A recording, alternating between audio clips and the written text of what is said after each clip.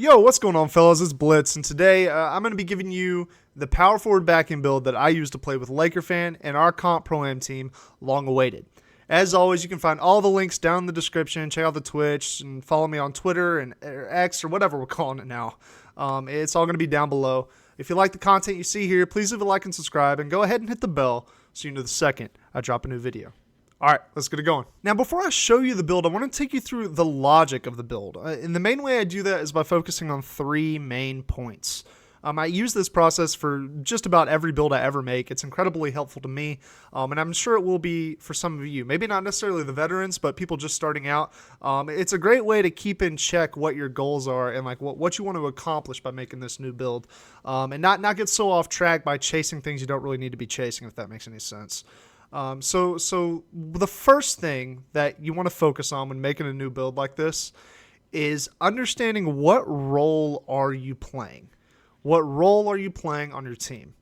And the role we're going to be playing with this build is we're going to be playing obviously the power forward backend, but you are essentially the hybrid versatile defender on the court. You should be able to play very effective defense on the PNR, be able to grab lane steals as they're going down to the center on the slip, and also be able to block and contest the centers in the paint if they do catch the ball down there. You want to be able to step left, right, step up for the crabs whenever your lock gets crabbed on.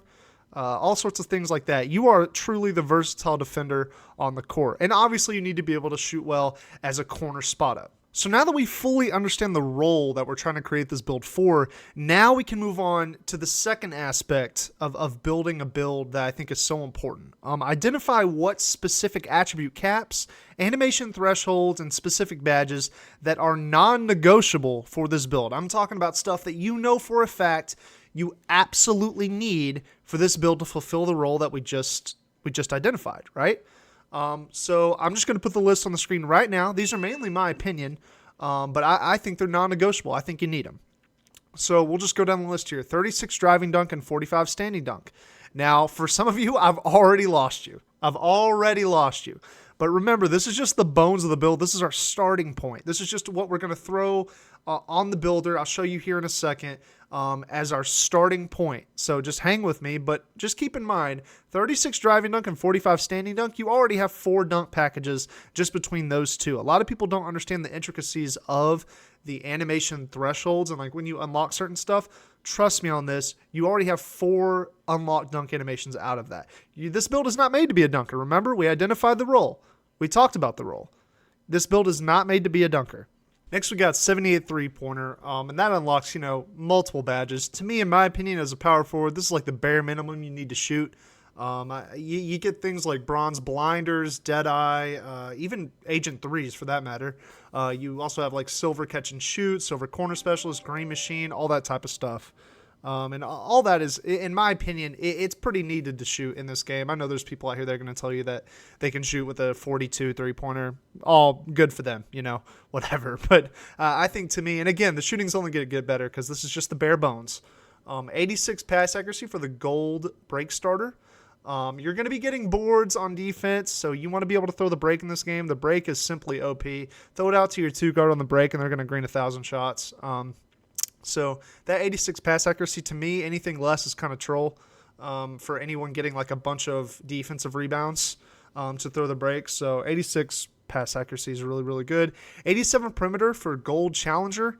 Challenger's a big deal in this game. You got guards starting to figure it out, man. They are figuring it out, and they're greening it right in people's face. So you need every single advantage you can get as far as getting a contest. So that being said, 87 perimeter, to me, bare minimum for a power forward. 95 steal, Hall of Fame interceptor. That is what it's all about, man. Lane steals this year are not good. They are not good. People can throw it right at your face, and you will still get a miss interception animation. So some people might use that as an argument to not have steal for interceptor. I'm going to use it as an argument to you need all the help you can get, right? So you can go either direction on that. It might be up for opinion, but I've put Hoff interceptor on almost all my backend builds. I probably made 6 backend builds this year. I used gold the first time, and I have noticed a difference even since the beginning of the year between gold and Hoff. So I like the Hoff interceptor. I would go another bare minimum is 87 block. And obviously you also need the 72 interior D to pair with that. So that way you can get the silver anchor. Silver anchor, I think you could probably get by with bronze anchor, but silver anchor I've seen do really, really, really well this year. I'm getting a lot of blocks on centers and missed dunk animation, so I'm really pleased with it. So I think it's a great place to start as far as your interior defense. And then 93 defensive rebound and 90 strength. That's going to unlock a whole bunch of stuff for you. That's going to unlock gold rebound chaser, box out beast. Actually, that's Hoff box out beast, and gold immovable enforcer. So this is going to be our structure, our bare minimum of the build, starting with these attributes right here. So now that we have our structure established, now we can really start formulating out this build into its, I would say, its final form, obviously. So we made the build at power forward, height 6'8", weight 234, wingspan 7'5". We went one down on the wingspan for a reason. You'll see why in just a second as we go down the list. Now we're just going to go down the attributes. Now I know this looks crazy, but keep in mind, all I did was I put in the attributes that we just discussed that are non-negotiable, the ones that we absolutely have to have, and we're going to work from there. So I know some different stuff is up, but many of you know how the builder works. You put certain things up, it raises up certain things, but I promise I've only input what we talked about on the previous screen as non-negotiables. So now let's just go ahead and go down the attributes. I'm going to raise the driving dunk up to 55. Now again, big deal, right? Still pretty low dunk, but like I said before, this build's not made to be a dunker. It's not made to be. You might get called on 2 backdoors a game, if we're being really honest with ourselves. So we got to prioritize our attributes into places where they're going to be used the most. And again, this is really not bad. 55 driving dunk, 45 standing. I mean, you're still getting a decent amount of dunk animations. And you're going to be able to animate on those back doors. So you'll unlock like a lot of basic dunk packages, basic one-handers off one, basic one-handed hangs off one, that type of thing. You also get like a Klay Thompson dunk package, which is actually pretty good in the game, for that matter. But now we're going to go down here, and this is like one of the secret little things in the build that I think is super cool and unique. I feel like you don't see a lot of power forwards do this, but we're going to raise our mid-range all the way up to 86. Now, why did we do that? Well, just take a look to your right? We got a ton of unlocked badges. We got silver blinders, silver deadeye, gold catch and shoot, silver green machine, gold guard up, gold midi magician. You can catch the ball, take off to the mid-range, take a midi, right?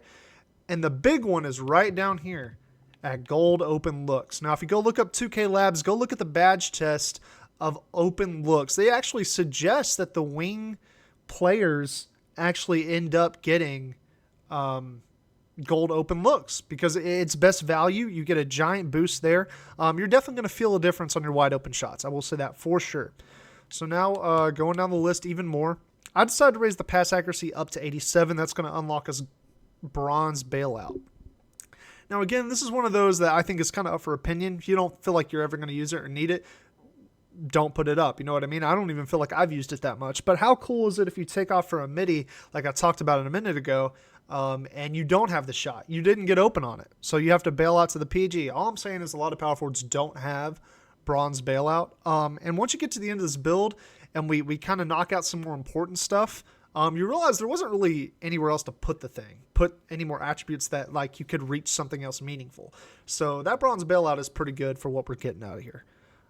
Going down the list even more, I'm going to raise the speed with ball up to 40. Some of you may or may not be aware, 40 speed with ball unlocks all the normal dribble styles, just normal dribble style, and which is a whole lot better than basics. So I would definitely advise that. Super cheap, super easy. Definitely go ahead and get that up. For perimeter D, we raised that up to 89 for gold ankle braces. I'll be honest with you, this is nice. I like it a whole lot as far as value for attribute here, because a lot of times, like, you won't even be guarding the PG. The PG will literally be sizing up your lock, and you'll be the one hit with an ankle breaker. Like, it's ridiculous.